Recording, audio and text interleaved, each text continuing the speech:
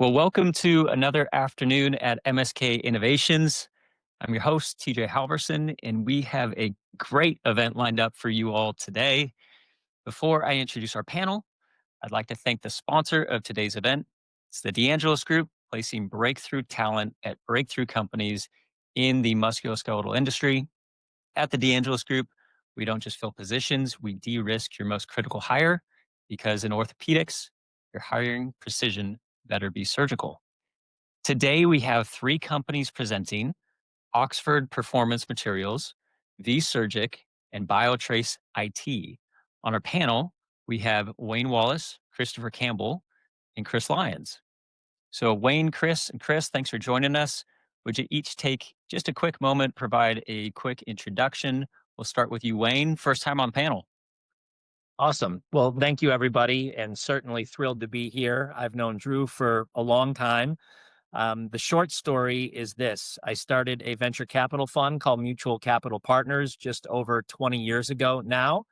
In our first fund, we had a wonderful success with a foot and ankle business called OrthoHelix Surgical Designs that was sold to Tournier, and then it was sold to Wright, and then it was sold to Stryker. So that really put us on the map in orthopedics. I also had a compound fracture of my femur when I was younger, so that started my love of all things ortho and all surgeons ortho. But getting back to seriousness, we have raised four funds since that first fund, so we are now investing out of our fourth fund, and we predominantly focus on orthopedic medical devices. And again, we're thrilled to be here today. Thank you for having us. Yeah, thanks for joining, Wayne. All right, Chris Campbell, we'll let you introduce yourself next. Thanks, TJ. It's great to be here again and excited for the presentation. So, Christopher Campbell, background engineer by training. I had my own robotics company. I exited that. I joined what was then a Swiss company, Synthes. Had a number of different roles in that company. Went back, got my MBA. We eventually were acquired by J&J. Spent a number of different years in J&J with a lot of different roles, but primarily focused on external innovation, working with startups and founders. And then toward my into my time with J&J, got back in digital surgery and robotics and AI, led a number of different initiatives around that in the VELOS organization. I left that really to focus just on medtech and biotech startups. So I'm one of the operating partners of Precision Life Science Partners. We work with companies around the world to accelerate their entry into the market of medtech and biotech. And really excited to meet with the companies here today. Outside of my work with Precision, I lead the commercial team for Oztech, which is a UK-based uni company that have launched their product here in the US towards the end of 2026. And I'm also a fractional CEO for a bioregenerative company out of Columbia. Yeah, awesome. Thanks Awesome. for joining again. And last but not least, Mr. Lyons. Yes, sir. Thank you Welcome again. back. I just love the format. I love how this has always been. Chris Lyons, I started in the industry in '89 for a little company called Richards Medical that got acquired by Smith& Nephew. And everything that I did with that business was all on the side of commercialization and sales for them. Many, many different products that I had responsibility for. Got recruited over to Medtronic Spine back in 2005 when they thought they wanted to get into ortho. And then about 3 years later, in 2008, I took over all of the responsibilities of mergers and acquisitions of Medtronic Spine and Bio, and did all the regular things you would expect relative to that role. Did it for a decade. And it was a phenomenal experience, but stepped out of that because I saw so much disruptive technology that I wanted to give away the keys of the kingdom relative to understanding what does it take for you to exit well. And so I started Southern Metrics Consulting LLC in 2008, or excuse me, 2018, at the very beginning of 2018, and have had several successful exits, more coming, wanting the market to get better, so that we can all keep executing for the betterment of the patient. Awesome. Thanks for joining again. And let's get this show on the road. One last note before we get started. MSK Innovations is not a broker dealer nor an investment advisor. This is for informational purposes. Please conduct your own due diligence prior to making any investment. And with that, we will get started with our first presentation from Oxford Performance Materials, Scott DeFelice. Scott, take it away. Appreciate the opportunity to present today and getting on here with the folks who started this whole program with the Angeles Group. It's great to have another opportunity to talk to you guys. So I'm going to try to share this. Let's see if we can get it right here. Entire screen.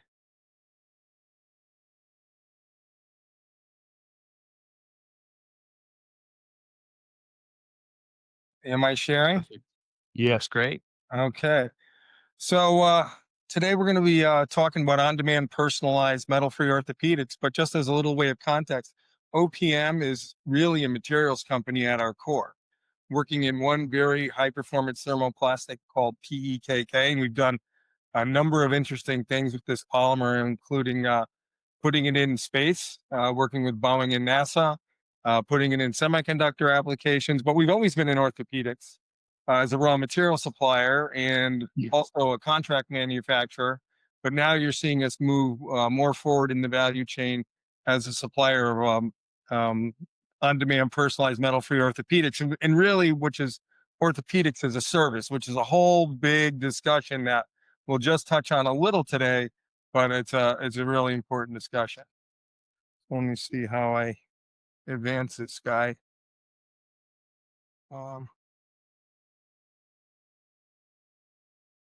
God. Some reason I'm not. Let me try.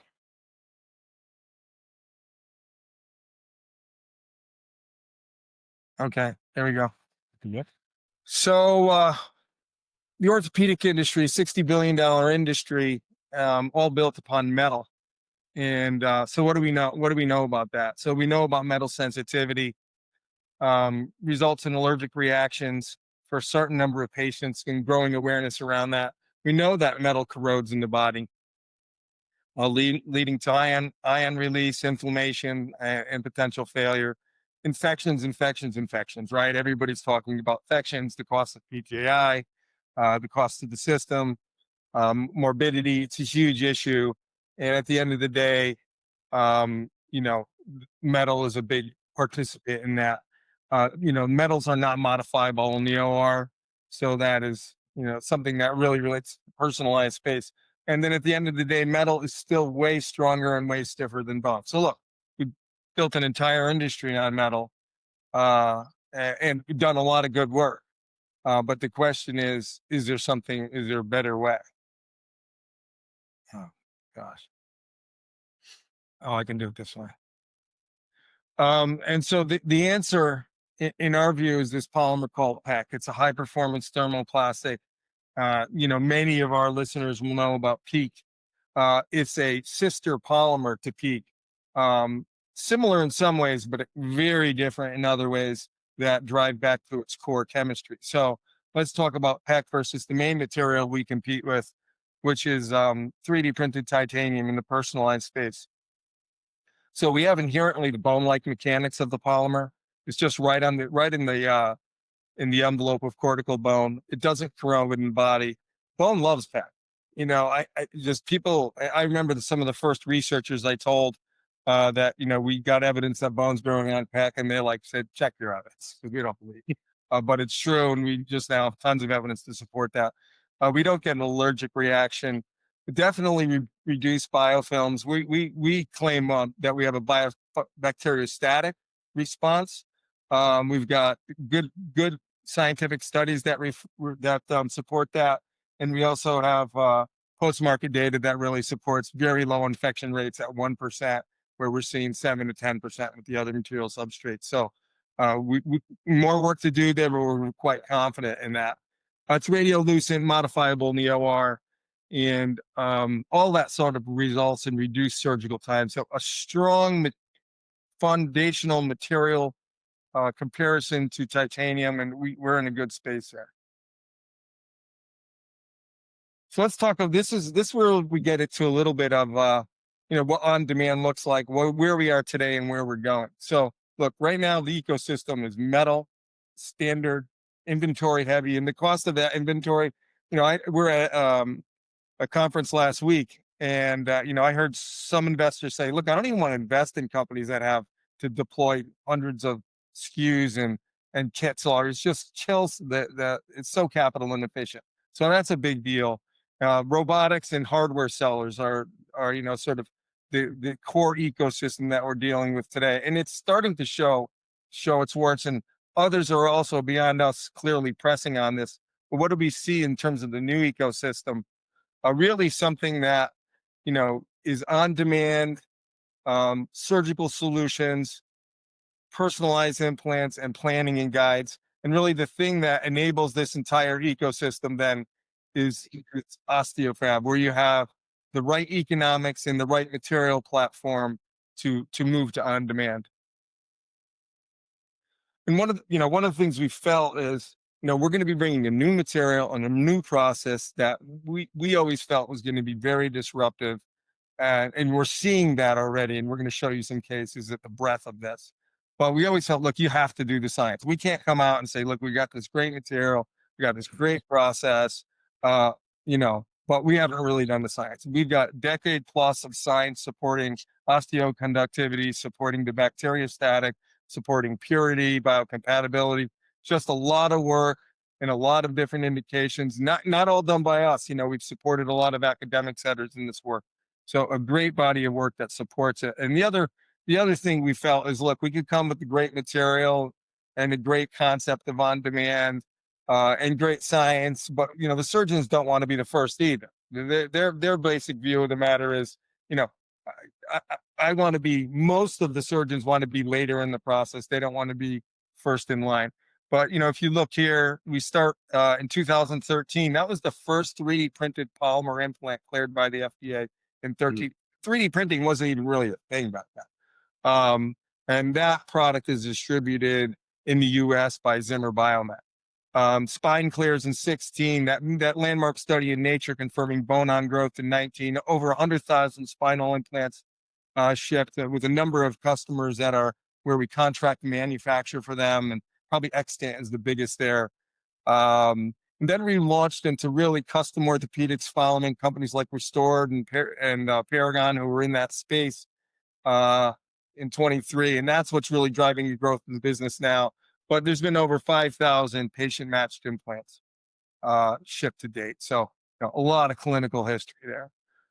We have an excellent case management platform. It's sort of critical to how you do design and development and personalize implants with your docs. And so, it's a necessary tool, and it's a solid tool that enables to do this. This is really the interesting thing to me as we started moving into the space, the multi-segment nature of the solution. We have a technology platform, and we're seeing where the market pulls, where the adoption really is. And knee spacers, that was done at Memorial Sloan Kettering with Dr. Lozano. He's identified this as a great technology, and he's been using it. Tibial cone with Dr. Minter, with custom ankle cages are really a great solution. Full pelvic recon that we did at Mass General. Tri-flanges, we're moving into that space. Material polishes up wonderfully. It's a great articular surface. It's a whole other big discussion of how far we go with PEKK on PEKK and PEKK on poly articular surfaces. Chest wall reconstruction, really not a great answer, right? We're just moving rapidly into that space. Custom arthroplasty, total elbows, again, things where there's just not a lot of solution. Finger spacers and more hip spacers. So a lot of, just a breadth of cases that we see coming in all the time.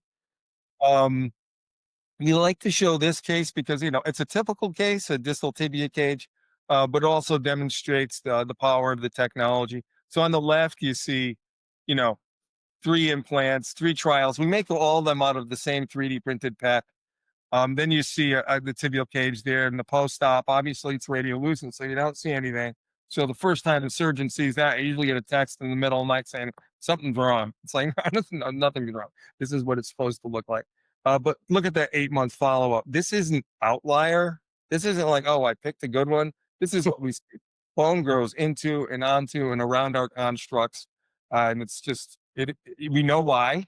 You know, it's because the endogenous proteins in the body that sort of drive a natural healing cascade, which results in not getting a biofilm and getting bone formation. Those endogenous proteins happen to have the same surface energy as PEKK.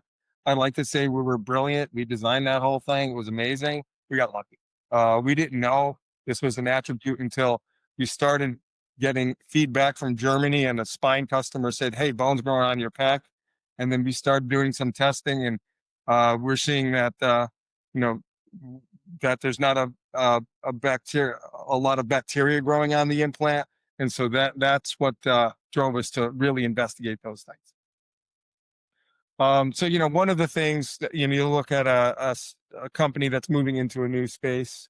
Who are the believers? Who are the early adopters? So this is the lower extremity, foot and ankle.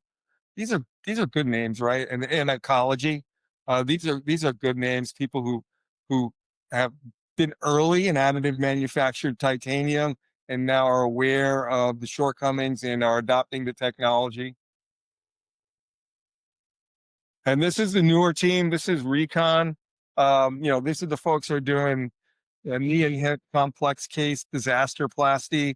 We're getting a lot of experience, getting a lot of cases under our belt, and it's a really great application for the technology. So when we look at the market, this is just to sort of look at what the 3D printing segment looks like. That doesn't represent the entire TAM of OPM's technology. This is just where we participate really actively today. The takeaways here are the keggers are great. The 3D printed standard implants, like spinal implants, we participate in that segment. The 510K, we have 510Ks for cranial, facial, spine, and even the sports med. So we participate in that segment, and then the 520B, we also participate in that segment. So all great segments, all growing fast, and we're just confident we have the best technology to play in that space.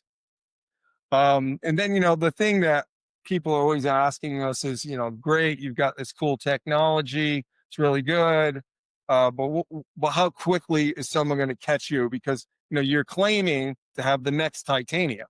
That's a bold claim with the best process, right? We are not. This is an audacious move. This is a very audacious move, and we've been working this for 2 decades. So in terms of the IP, we have IP around and patents around the polymer synthesis. So how one makes this synthetically, then how one processes it into shapes, and then actually the orthopedic and biomedical applications of 3D printed PEKK. So we are classically what they now call a deep tech company. One vertical we're very advanced in is this orthopedics. We've got other verticals that are super interesting, but right now we're focused on this, and we've protected this. We've just turned cash flow positive. We've been EBITDA positive for a while, but now we've just turned cash flow positive, and that's really what's important, right? At the end of the day.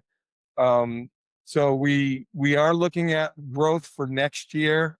We were surprised at how fast the adoption is over the last half of this year, with over 100 surgeon users, over 80 hospital groups signed up, similar number of distributors signed up. So the velocity has been dramatic, and so we actually had a pretty good financial plan of what we were going to do, and we said right now we're a little bit back at the drawing board, but next year is going to be a year where we do look at growth and how to even accelerate this faster, because it's a global platform, right? We're not we are selling in the U.S., we're selling in Canada, we're selling in Israel, we're selling in the UK. So it's starting to spread. Yeah, follow the story, and hope you find it interesting.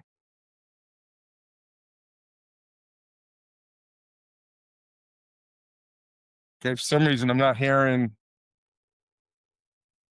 We're here. Yeah, right. Yeah, I'm TJ. We were waiting on TJ. TJ's talking about it. Got about 4 minutes for questions, if you can hear me. Yeah, So- we got let's yeah, go for it. Yeah, great Yeah. job, So Scott. maybe Go ahead, Chris. go, Chris. Nope. No, go ahead, buddy. All All right. right. I'll start this way. So Scott, one of the biggest challenges often with 3D printing devices is just time. Like surgery comes, especially in some of the difficult cases. Can you describe a bit the time turnaround and then impact in the surgical theater itself? Maybe arguably the most expensive part of doing a surgery is the minutes clicking on the OR clock. Yeah. So manufacturing time, the state of the art right now of that is in our cranial business, because we've been doing it for a long time and we have 1 day turnaround from design to ship, right? That's state of the art in that space. Now, as we move into new indications, it's definitely longer, 4 to 6 weeks. But can we get that down? Do we see a very clear path to get that down to, similar to our other businesses? Ultimately, yes. There's no fundamental challenge. There's a project we have that's called the last mile, which is what's the rest of that digital stack need to look like to accelerate things. All good problems, all solvable problems, all interesting problems. And, that's where we can create a lot more interesting intellectual property. In terms of the other question, which I find very interesting, is how is the difference in the OR? What's that experience like? And what we hear all the time is, because we're doing TARS, we're doing total ankles, right? And usually revisions because of infection, because of metal sensitivity.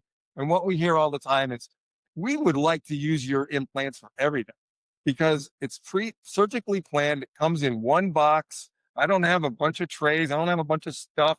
It's plug and play. So the day of the surgery, there's a lot of efficiency. And I think that's really the power of the model. Awesome. That's Thank great. you. Yeah, I'll follow on to that, Scott. Really good presentation. Are you seeing through the utilization by the docs? Do they feel like this can be standalone, PEK can be standalone in preserving and healing, or is there still a need for biologics depending on where you are in the body? Obviously in spine, if there was any type of utilization of that. Comment on the biologic impact. Yeah, so we've seen all approaches work. We've seen no biologics work. And we have studies at McGill that we studied that topic, and it works well. But surgeons have also a preference for their biologic of choice. And our point is, use whatever you feel like because it all is going to work. And so, yeah, will biologics make it happen faster, more predictable? We probably believe so. We think it's probably a good idea. Gotcha. Okay. Thanks. Great. Hey, got time Scott, this for a quick question. Yeah. Hey, Scott, this is Wayne. Great presentation. Congratulations on the cash flow positive. That's a space that many never get to. So great work there. I'm going to bother TJ and maybe try to get a 2-for-1 here. One question is, there's many benefits to a platform technology. On the other hand,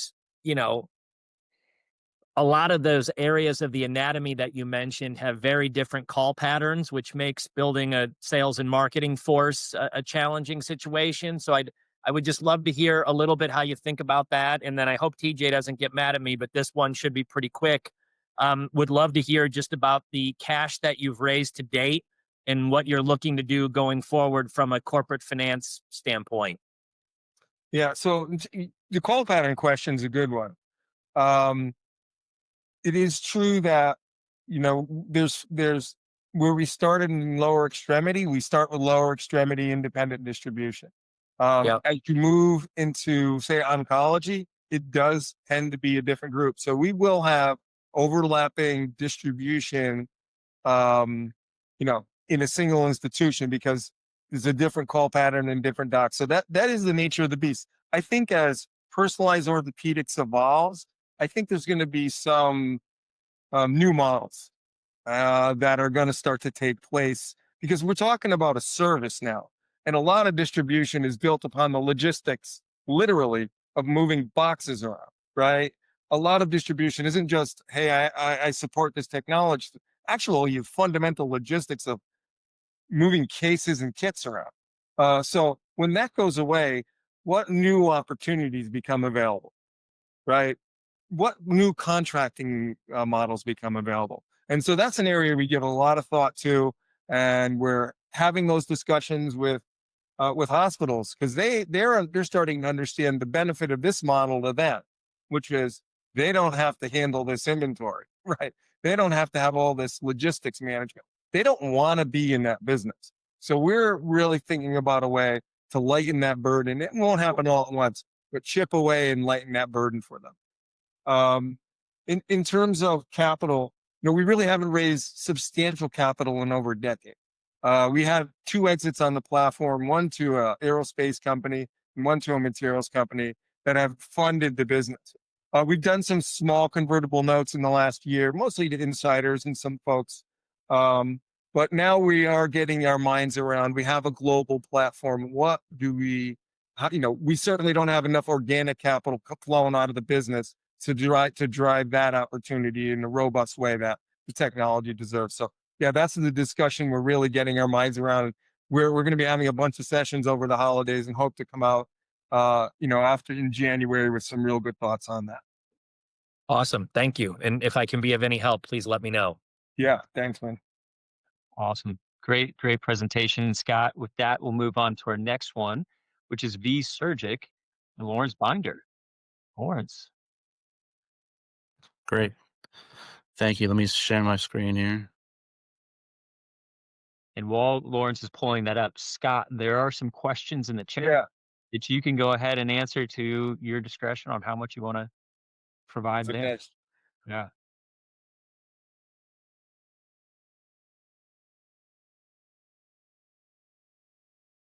All right. Can everybody see me? Yes. All right. Great. Well, thank you, TJ, and the panel, and everyone listening for allowing me the opportunity to present what we're doing at VSURGIC. I'm pretty excited about it as a founder, but yeah, I'm excited to get questions about what we're doing and where we're going. So let me start by just explaining what we're doing at VSURGIC. So we've created a product that enables surgeons to capture, organize, and share their surgical videos. So there's also a live streaming component to what we're doing. But our system is different than a lot of the other ones out there. We're permanently installed in the operating room. So it turns that operating room into a connected learning environment. It doesn't require any additional support staff in the OR. And so it really reduces the barriers to access. What we're really doing is transforming the surgical experience into a living library of knowledge. And I think this is really going to change how surgery is taught, reviewed, and understood in the long term. So the problem as we see it is really that surgical video is a gold standard for training and patient safety. This has been confirmed by a lot of studies that have come out recently, that it's essential for education, quality assessment, and documentation within a facility. But most facilities lack infrastructure to compliantly manage, capture, stream, and even store recordings. So we look at this as those critical teaching moments that have been lost, basically waste institutional knowledge and really limit the amount of collaboration opportunities that are available to facilities and the surgeons. So our solution is VSURGIC, which is a HIPAA-compliant software platform. We allow surgeons to selectively capture, so not every surgery has to be recorded, and live stream those surgeries through our private cloud network. The recordings are securely stored in a evergreen library, so they could be shared with authorized teams, users, predefined associates. And what this does is eliminates the risk of uncontrolled video, reduces traffic in that OR, and as we pointed out in the beginning, creates this preservation of surgical knowledge that could be used long term. If you see on the right-hand side here, this is essentially the dashboard that a user would see when they're watching a procedure, where you have the videos, perspectives to choose from in real time at the bottom of the screen. You have a live chat window to the left, and then you also have spaces to have moderators involved and the ability to kind of pan, tilt, and zoom these cameras in real time. So to break down the products and how we deploy the software, it's really in 3 modes. We've got a what we call core, which is essentially a full installation that happens within an operating room. So it's a multi-camera system that's cameras are placed on the ceiling of that OR. It's a fully automated and self-managed system. Again, it's done by OR staff, so it's not a separate salesperson in that operating room. We have Rapid Connect, which is a portable system, plug and play, which is more for a temporary use, remote training, and it could actually use computers that even already present in the operating room. And then finally, we have Cuts, which is a mobile product, which essentially really allows surgeons to capture longer videos than they would normally put onto their phone, but also keeps them HIPAA compliant and easy to share. And again, doesn't reduce the quality of those videos when they're archiving them directly to the cloud. So all three of these options provide two-way communication during surgery as well.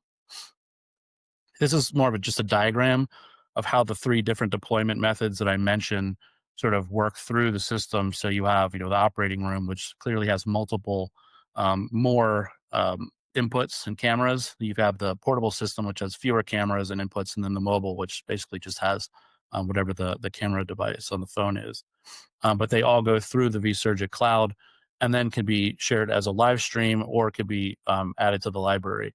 And the use cases for the products are numerous, but some of them would be training, education, product development, sales demos, things of that nature. So, we started this company probably about 4 years ago. Myself and Andrew Lee, we come from Synthase Spine many years ago. We both worked there together, and then we were both founders at Globus Medical.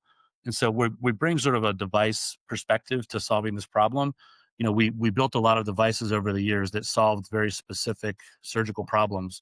But when we talked about starting another company together, we said, well, could we make something that accelerates innovation across all device companies and all surgical specialties? And that's really where, our personal experience in the OR led to, a solution like this, which we feel is a better way to get information out of the operating room. So we operate a very lean company. We have probably 8 team members, roughly, consultants, outside advisors, employees, direct employees, and a surgeon advisory team of about 5 surgeons, mostly in the sports medicine space. So surgical video is becoming the standard of care, as I mentioned earlier, but we see the market in general growing. Right now, the integrated OR equipment market is around $4 billion, and we expect that to grow to around $6 billion in the next several years. So, part of that demand is because surgeons and device companies are relying upon video for training, education, and sales. And again, we believe that's a trend that is just going to continue to accelerate. Another side of this is that having structured audio and video data is being used to train a lot of AI companies for models that look at efficiency in the operating room and things of that nature. But ultimately, we feel that eventually every operating room will have some sort of video mechanism, whether that's in 5 years or 10 years. But I think it's coming, and most people will agree that it will be here. The business model is really based around a software first focused model. We charge for the hardware and the installation side of it, but we're not really making much money off of that side of the business. The real focus is on software licensing, annual multi-year agreements with the facilities that we install in. And currently we don't charge for the observing people on the other end. We really focus all the cost to the facility. This supports education, training, and collaboration that we think is going to drive more of an institutional demand long term. And we've also thought about exploring a lot of other ways to monetize the software. But I think for now, we've sort of just settled on focusing on the facility directly for monetization. So where we're at as a company is we have 5 paid pilot locations in place. We've put about 1,000 surgical procedures into our library. We generally stream about 10 to 15 procedures a week. And, the system is now beyond an MVP. For the first several years, there was a lot of refining the software, getting feedback from customers, understanding what they wanted, making sure it was reliable. But now we're at the point where we have a very solid, repeatable, hospital grade product. And, we're ready to scale that up. We've also have 2 issued patents in the US and Europe. Japan is pending, and we've got some other patents pending as well. And right now we're looking for some funding to expand the sales capacity and meet some growing demand that we have. So when you look at the competitive landscape, there's a handful of companies, out there trying to solve this problem. And in a lot of ways, what that tells us is there is a validated market for this, whether that's by looking at, funding rounds of other companies or even their customer adoption that they've been able to attain. But what we see with a lot of them is they struggle to scale. A lot of them have, proprietary hardware that doesn't really upgrade very well, or they're focused on, the AI component of things very heavily, or their integrations require, merging with the EMR, or they have very high operational overhead. And so we've tried to address a lot of these issues by delivering the same or better value of product by having this permanently installed system that is hardware agnostic and self-managed. So it doesn't require a lot of management to keep the system running. So more specifically, where we see the competitive advantage of the company is, again, our permanent installs, where it's part of the operating room. It's not a separate thing that has to be managed, charged, remembered, or moved around. And we've got multiple simultaneous camera inputs and equipment feeds from within that operating room. It's only limited really by the bandwidth of the facility, but in a typical setup, we've got about 5 HD pan-tilt zoom cameras, and about 2 encoders, which essentially would allow auxiliary feeds from a surgical scope or robotics or some other piece of equipment in that operating room.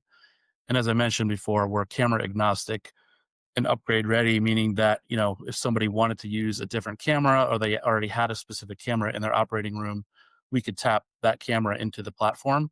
Or a year from now or 2 years from now that they wanted to upgrade their cameras, that doesn't really change the basis of the platform. It's designed to be upgraded that way.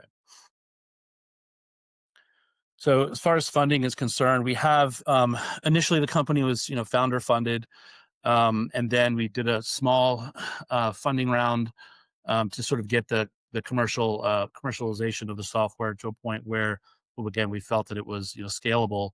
And currently we have Open a Safe, which we had a 900K target, which we've closed on 450 of that, and we've got another 450 open right now. And the plan is really for that to get us to a next price round, where we think within 6 to 9 months we should be in a position to do a bigger round. So, in closing or in summary here, I think what we're doing is redefining how the world captures and shares surgical knowledge in general. The idea is that the platform will turn every procedure into some lasting insight that allows us to build the foundation for the next generation of surgical education and innovation. Great. Great presentation, Lawrence. Yeah, thank Turn you. it over to the panel. Some questions. I've got a couple that are related, Lawrence. Very good presentation. Thank you. The first thing is that all this is data, right? And so, in the archives of what you guys are creating, who owns the data? Is it by you guys? Is it the institution itself? And the second follow-up to that is, how do you deal with any form of internet access within the hospital? Because I just know that's a conundrum of a challenge, at least Mhm, it seems, to from a compliance standpoint with them. mhm.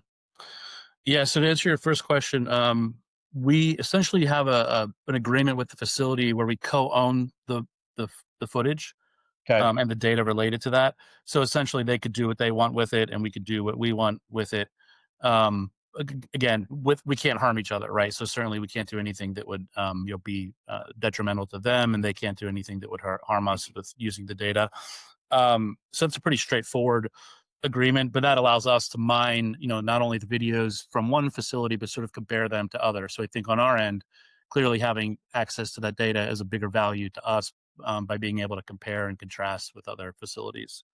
Um, Regarding the internet, I mean, part of it is the connections, right? Like I guess you sort of touched on, internet in general is challenging in hospitals. So we don't use Wi-Fi in the facility, so we're hardwired directly. We have like home runs directly back to the data room at the facility. So we're not relying on the separate network, and sometimes we'll get a dedicated certain amount of data that they'll give us. But from a legality standpoint, we are fully HIPAA compliant. That all the data is encrypted in transit. It's encrypted at rest. We comply with the same protocols that Epic or any EHR would have to comply with. We're fully on AWS. So we comply with whatever the hospital needs from a security standpoint. Okay, great. Thank you. Awesome. Th- Thank you, Lawrence, for walking that through, and congrats on all the progress. Having developed and launched lots of digital surgery platforms, not easy. So congrats on where you guys are at. Sure. Maybe one question is looking ahead, say 2 to 3 years, you continue to make progress. What's your exit strategy? Where do you hope to be as a company? If, obviously, markets go different ways, but where's your ideal exit strategy? Where do you want to get to?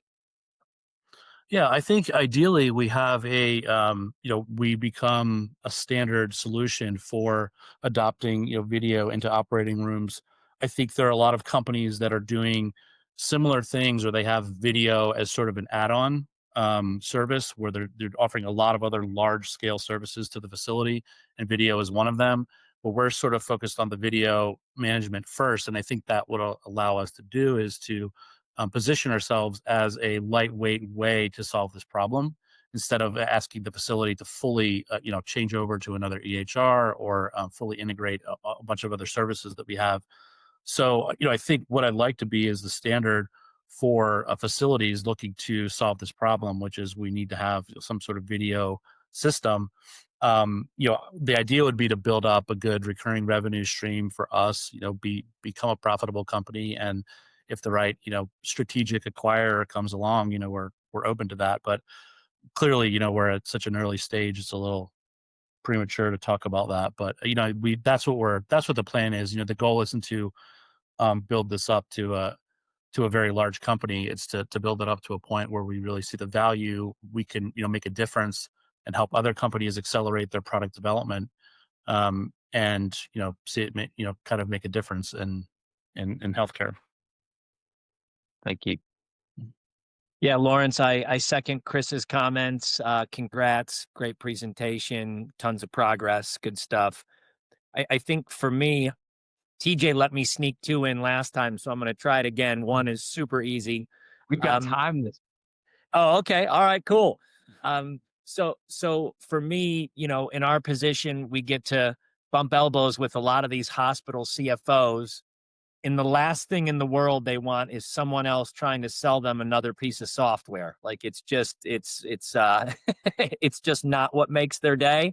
Mm-hmm. So can you talk a little bit about just the ROI?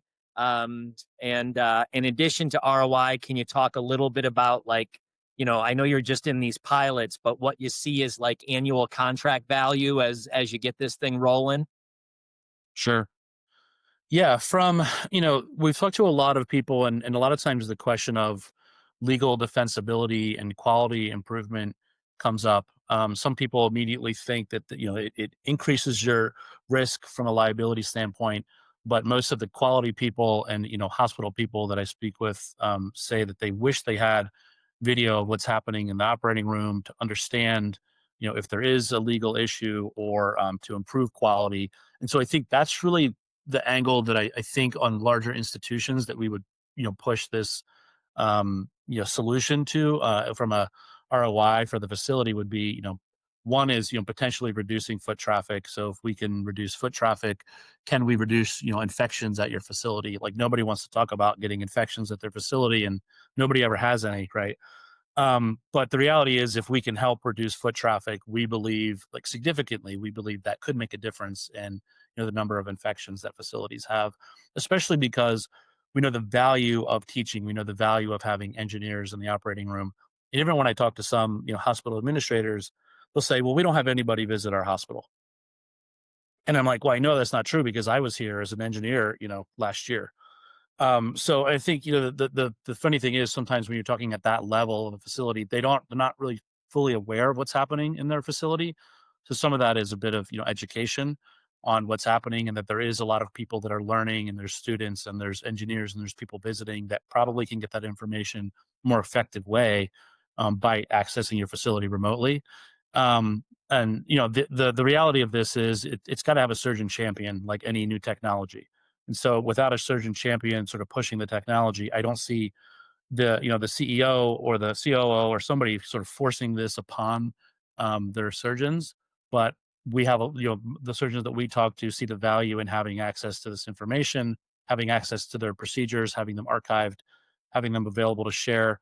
And so I think that there's, again, the push I think is more from the surgeon than the high level executives at the facility. And to answer your question on revenue, I think like you said, pilot revenue is just, we weren't going to give it away for free. So the point was we wanted to make sure we were getting something, and that it covered some of the costs to run it. I think that's part of what this next round of funding is for right now, is to bring on the sales leader to really help us price it appropriately. But where our pricing is now, we're still, I think, on the lower level. I think for the full installation in the operating room, we're charging $3,000 a month per operating room for the software. So that's like 36 grand a year per OR for the software, and the install is somewhere around like 25,000 or something like that. So the install basically covers our costs of the install, but then again, the idea is that we get a recurring software revenue from the long-term contract. Got it. No, thank you. Super helpful. Awesome. Great presentation, Lawrence. Great. And with that, we'll go to our last presentation of the evening, Dennis McLaughlin at BioTraceIT. Dennis. All right, so I'm the ones between you guys and dinner, right? Potentially. Not us out here on the West Coast. Well, first off, while this is loading, is it coming up, TJ? I want to thank TJ and Drew and the panel for having us on here. It's going to be very tough to follow up after Scott and Lawrence did such a great job. But what we're going to talk about here is a revolutionary concept in medicine, and that is the actual objective measurement of pain in both humans and animals. There's really nothing out there that exists like this today. And so I just would say one thing, because there's a lot of information here, and I'm going to go pretty fast because I'm from New Jersey. The one thing I would say is, if you don't really understand this, please take the time to reach out to me and schedule some time to really get under the hood of this and why it's important. I think that's the most important thing that I would say to anybody on this call. Take the time to really learn about what this is and why it might be important to you. So I'm just going to go through why, what the size of the market is first. Just to give you an idea, the concept of chronic pain alone is bigger than cancer, heart disease, and diabetes combined. And unlike every one of these disease states, like diabetes, for example, they have multiple measurements like A1C. There's no objective measurement tool for pain. So for a $635 billion chronic pain market that is global, there are 33 pain assessment tools, and every one of them is patient-reported outcomes. So we haven't moved past the smiley face, which they had probably back in the Stone Ages. So it's the one area left where they created a vital sign that has no way to measure it. So this is a massive unmet need. Secondly, I'm just going to go through this quickly. We can check all the numbers; they're all referenced. But our serviceable obtainable market here, the first one is just human pharmaceuticals. Then there's clinical research and veterinary. So why are these three so important? There's obviously the whole orthopedic market. We didn't even put all that in, and we didn't even include the data market. Just in pharmaceutical opportunity, it's 10 billion. Clinical research, most people don't realize, and pain is a massive business. It's $62 billion globally. We're estimating our input in that is between 6 and 9 billion, but let's go low. And then in a veterinary market, it's about 500 million. So we're talking $15.5 billion. These are ridiculous numbers. I get that. especially for a device that looks like this over on the right-hand side. It's just a little box with 2 sensors that go on the skin. And we're going to talk about why such a simple device is going to make such a big difference. So as part of the problem solving, why is measuring pain important? Well, most people don't even realize that there are so many different aspects to measuring pain. There are no clinical analytics and metrics for healthcare right now outside of PROMS, which is patient-reported outcomes, which are very variable at best. This will allow for improved treatment decision-making, cost containment, and ultimately, it'll get to the point where we can do improved recovery and even injury prevention. All right, so we'll be able to do this proactively. And I'm going to share a 2-second story. Somebody asked me why pain was so important one time, and I sit with the same guys at I'm an Eagles season ticket holder, so I probably lost half the audience already. But I sit with handicapped guys that I've been sitting with for many years. And one of my best friends in there was constantly complaining about how much pain he was in his wheelchair for several years. Doctors really didn't listen to him. He eventually committed suicide. That's the kind of level that we're talking about, with things. You got pediatric oncology, which is going to be a massive opportunity because kids can't speak. Workers' comp, I'm at the meeting right now. Imagine the ability to really say if somebody's in pain or not. These are game changers. The DoD and the VA have already said in their next initiatives, they've got to find a way to objectively measure pain. And I'm just giving you some examples. Really, if you look at what we're trying to solve, we have major issues in animal health. Obviously, they're nonverbal. If we can get the objective measurements in pain, we can actually really provide the right treatments and we can see if they're working. We don't need any verbal responses. In clinical research, animal studies are really important. The pediatric and the elderly, we're talking about, kids that can't really communicate what they have. Then you've got elderly patients that have got dementia, they've got strokes, they've got Alzheimer's. You go down to, just let's say, look in orthopedics. Reimbursement is based on PROMS and total knees right now. There's all different types of treatment algorithms that need to be nailed down. And then over here in research and clinical and analytics, there's a massive opportunity in the data markets. So there's 3 major markets that PainTrace is addressing. Animal health, we're currently in a soft launch right now. We're just launching into this space.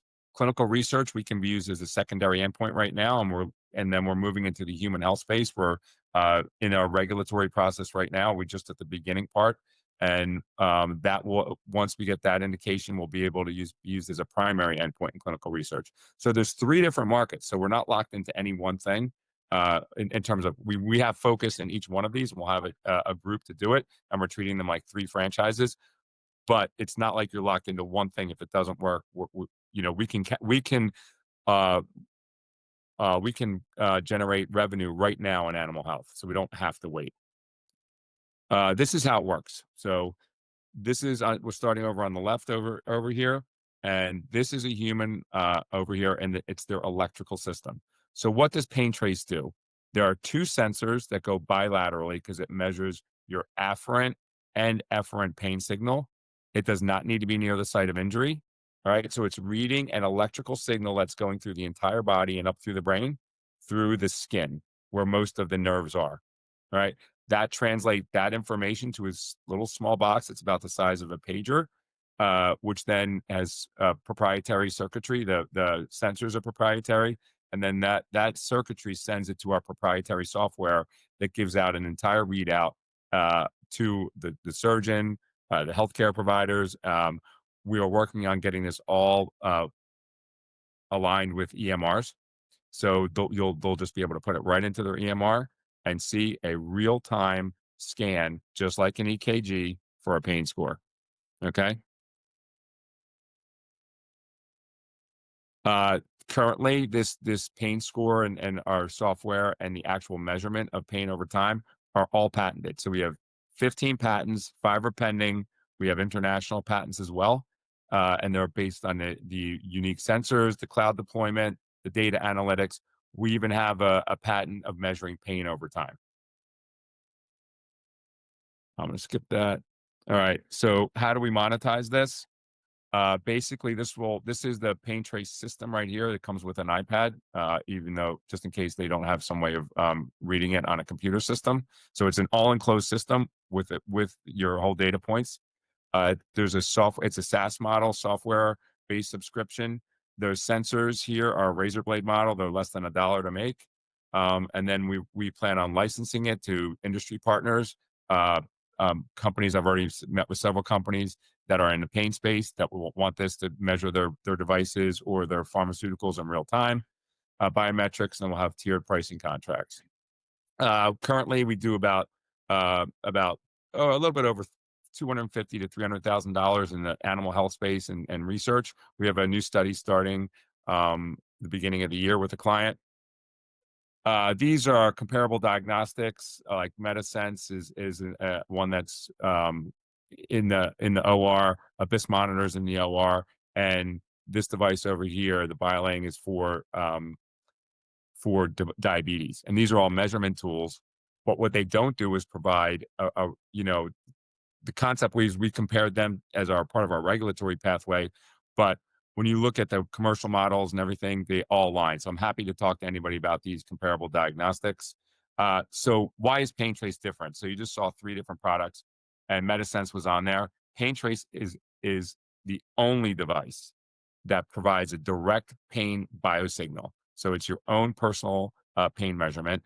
It can be used on patients that are awake and sedated, which is very unique. Usually, almost every other technology has to be used intra-op, and they have to be quiet and anesthetized. This measures chronic pain as well. Nothing out there in the space measures chronic pain.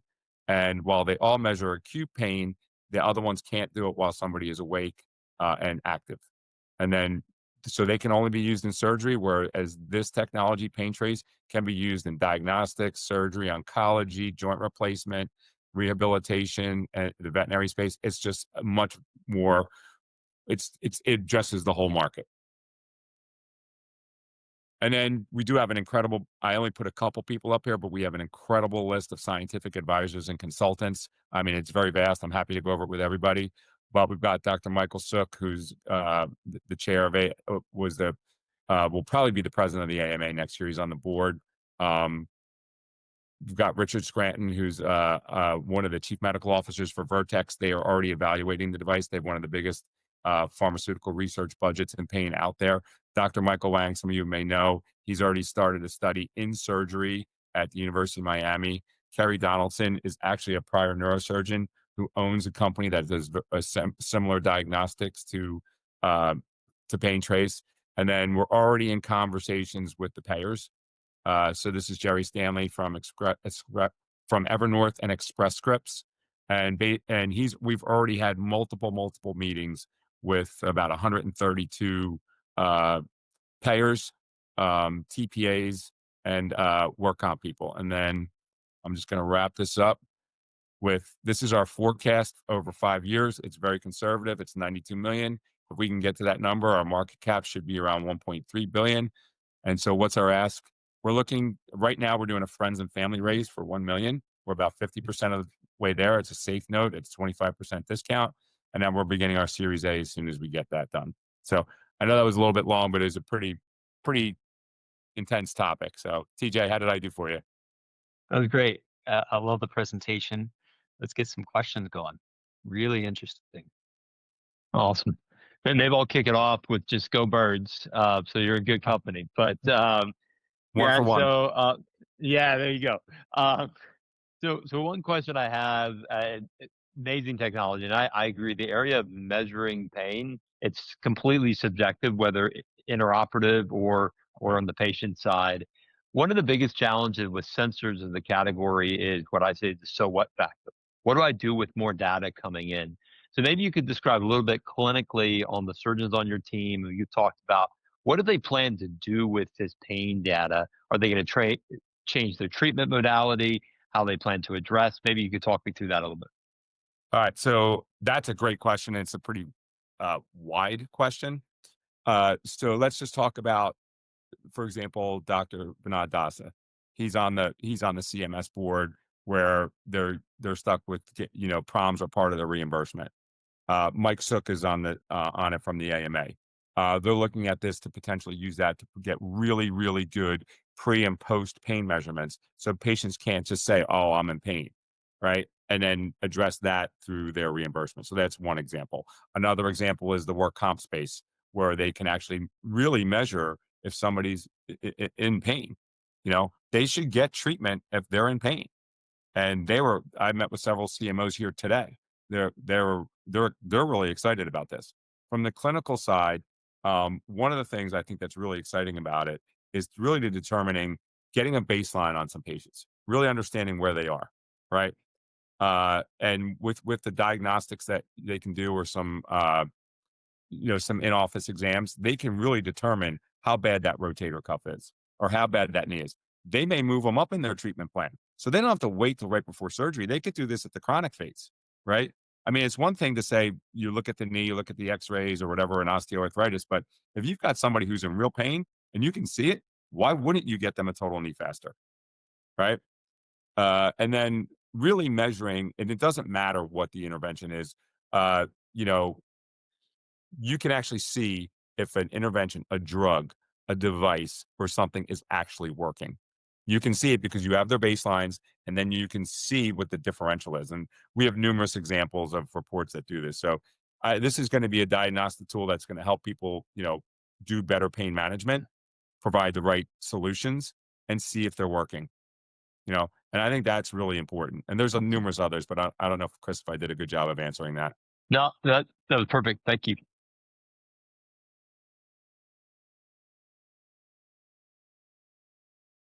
You want to go ahead, Wayne? Yep. Yeah, Dennis, great presentation. Thank you.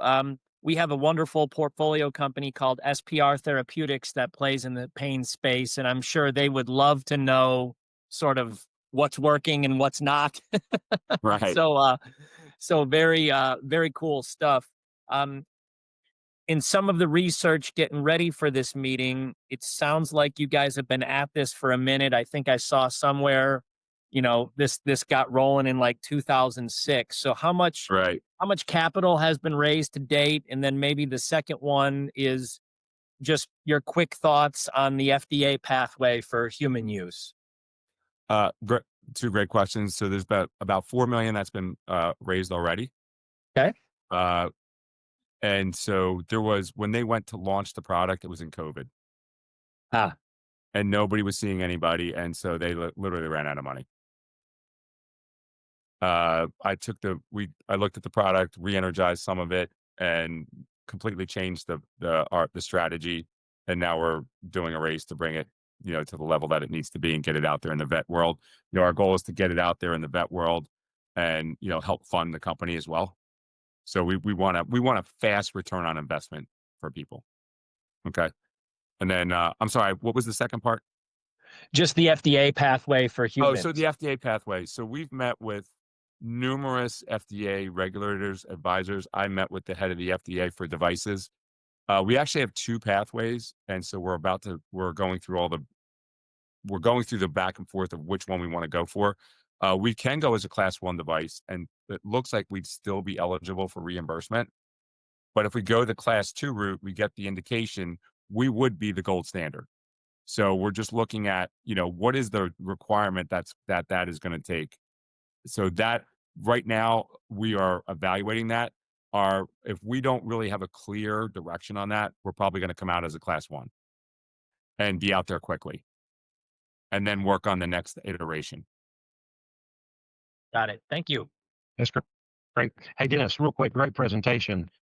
And even with my familiarity, one of the things that I'm thinking about right now is how specific can it be, and what is the pain generator? What's the reason?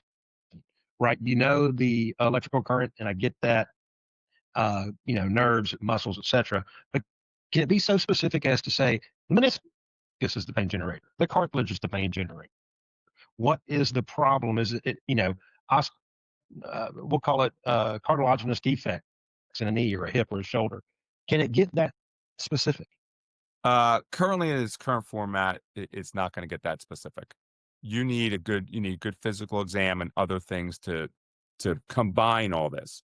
The goal, the objective right now is for when you have all that information, you know, because if you are at that level, you know where the issue is, right?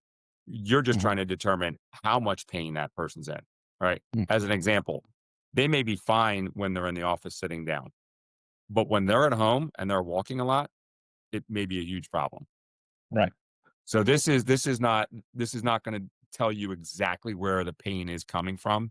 There are other factors, like it's going to be part of their, you know, of their physical exam. Got it. Got it. The last question I had was, have you tested the device relative to false positives? So that's a great question. So when you say false positives, I think that's a little bit of a misnomer here, because people react differently to pain, right? So they get their own pain score. For example, when I did it first, it didn't register me as somebody who had a ton of pain. And trust me, I have significant back issues. The way I deal with pain shows up differently on there. So when you get your baseline, okay, once you have a baseline, and that could be as simple as 3 minutes, or maybe you might want to do multiple things. You might want to do. I did it for myself for 2 days, okay, periodically throughout the day, and we've done this on over 3,000 subjects. So it's not like I'm saying this is an anecdotal thing. Once you know where you are, then you can see where the differential is. So it's not like a pain score of like, oh, this person says they have a pain score of 8. All right. So it's not a false positive. It's more of a, how does your body interpret pain? Got it. Got it. Thank you very much. Awesome. And I saw some Great. questions on the other side. I don't know if we have time to answer them. I'd be happy to do that if you have time. Yeah, there's a few. I think what would be best is if they send an email to you, That's fine. provide all that information afterwards. But want to just thank everyone. Thank you, Chris, Wayne, Scott, Lawrence, Dennis. Great presentations, great questions. Thank you to the audience for Okay. joining us. Please reach out to any of the presenters if you have additional questions, or to myself or Drew at DeAngelis Group. We're happy to help make that connection. And don't forget to register for our next event. It's December 3rd. We have OsteoCure, Turner Imaging, and Inkwell Health. Thanks again for joining us, and hope you all have a wonderful night. Thanks, TJ. Appreciate you. TJ. Thanks, TJ. Thanks, guys. Thanks, everyone. Good job. Thanks, everybody.